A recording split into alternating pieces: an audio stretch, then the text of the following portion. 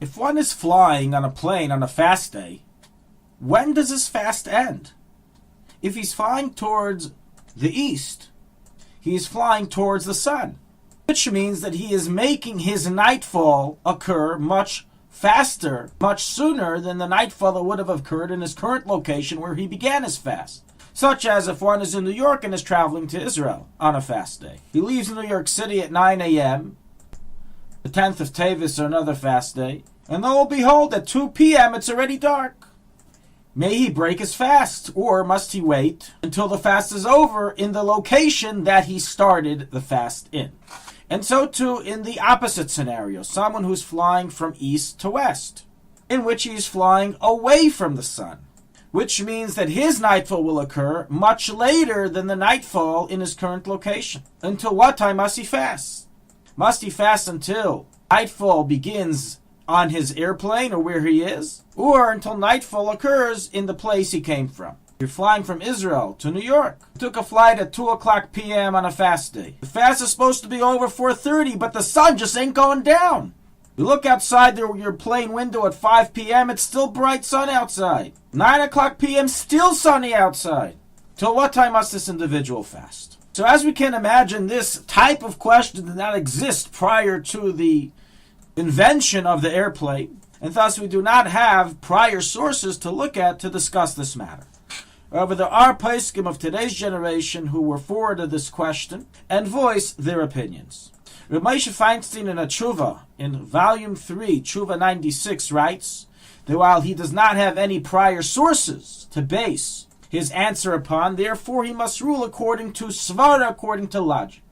And he continues and states that logic dictates that since the halacha is the fast is only over at nightfall, and there's no source or precedent to assume that you would follow the nightfall of an area that you're not currently located in, therefore, whether lahakil or lahachmer, whether to be lenient or to be stringent, you end your fast exactly when it becomes nightfall in your current location on the plane.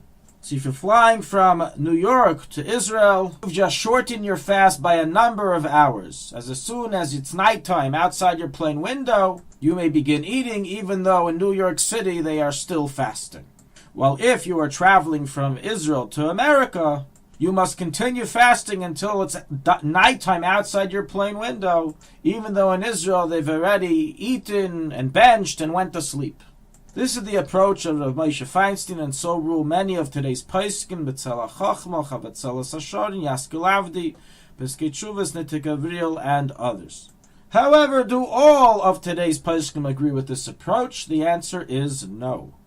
The Shevet HaLevi in volume 8, responsa 261, was also addressed this question, and he took a different approach in his answer, and states that while he agrees with the premises that a fast is only over when it reaches nightfall in your location, and therefore in the event that you're traveling from west to east towards the sun, America to Israel, and it became nighttime much earlier than nighttime in New York, you may break your fast when it becomes nighttime by you. So with that aspect, in that direction of flying, he agrees to the other poskim.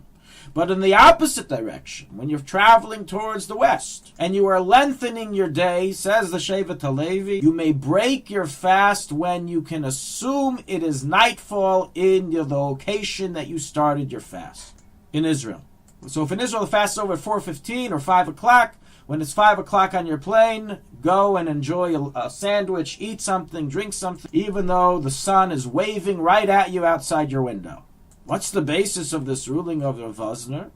So Rav Vosner, very simple. When the Chachamim, the sages, established the fast day, they did so only in accordance to what majority of people can withtake, which is a normal day with a normal amount of hours. But to stretch a day another 6, 7, 9 hours, the Chachamim never intended initially to set a fast for so long.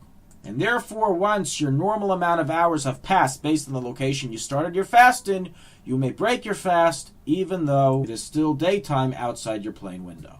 Practically, halacha l'maaseh, being majority of poskim are stringent in this to continue fasting until it's nightfall in your location. This is what one should do, and only in a situation where one is under great distress and pain due to the fast, may or should one be lenient like the lenient approach.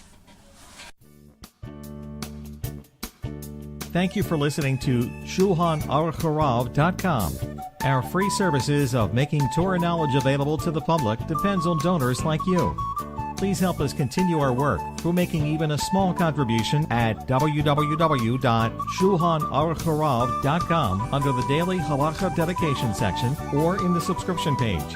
Also, check out our online courses and many sefarim available for purchase that will both enhance your Torah knowledge and help support our work.